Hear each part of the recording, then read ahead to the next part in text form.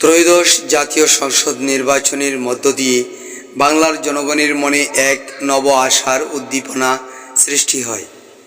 নির্বাচনে বাংলাদেশ জাতীয়তাবাদী দল বিএনপি এক নিরঙ্কুশ বিজয়ের মধ্য দিয়ে জাতীয় সংসদে সরকার গঠন করে। দলের চেয়ারপারসন তারেক রহমানকে প্রধানমন্ত্রী তথা প্রতিরক্ষা দায়িত্ব অর্পণ করে সংসদে মন্ত্রিসভা গঠিত হয়।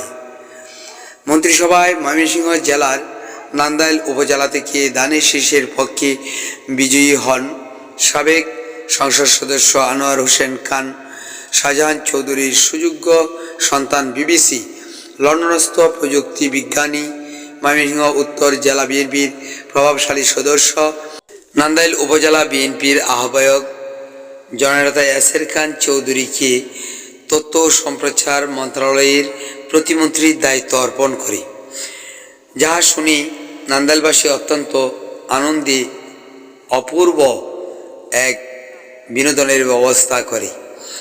সেই বিনোদনের ব্যবস্থাটা মনে মনে হলেও গতকাল ময়মনসিংহ ৯ নান্দাইল এর বাংলাদেশ জাতীয়তাবাদী দল বিএনপির সিনিয়র যুগ্ম আহ্বায়ক মিজানুর রহমান লিটন ও সদস্য সচিব এনামুল কাদিরের নেতৃত্বে এক আনন্দ মিছিল বের হয়।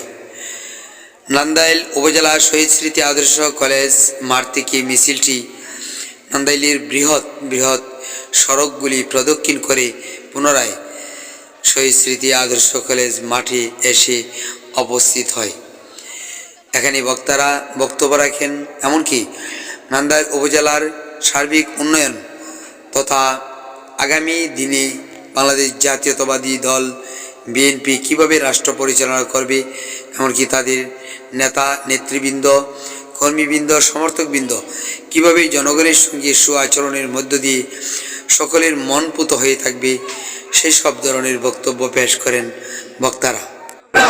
একই দিনে সকালের সময়ে একই পথে তারেক রহমানের নিরাপত্তা উপদেষ্টা কর্মকর্তা, বর্তমান উপদেষ্টা প্রতিমন্ত্রী ব্রিগেডিয়ার শামসুল ইসলাম সূর্যের পক্ষে বিএনপি নেতা কর্মীদের আনন্দ মিছিল অনুষ্ঠিত হয় বলে জানা যায়। জানা গেছে ব্রিগেডিয়ার শামসুল ইসলাম সূর্য তিনি বিএনপির দানের শীষের একজন প্রার্থী হবে বলে আশা করেছিলেন, কিন্তু তারেক রহমান দেশে ফিরে আসার পর তিনি ডাকে সাড়া দিয়ে চলে যান। তারেক রহমানের নিরাপত্তা উপদেষ্টা হিসাবে যোগদান করেন, আর অদ্য তিনি কে দেওয়া হয়েছে উপদেষ্টা প্রতিমন্ত্রী, সেই হিসাবে তার কর্মী সমর্থক বৃন্দ আনন্দ মিছিলে ফেটে পড়ে।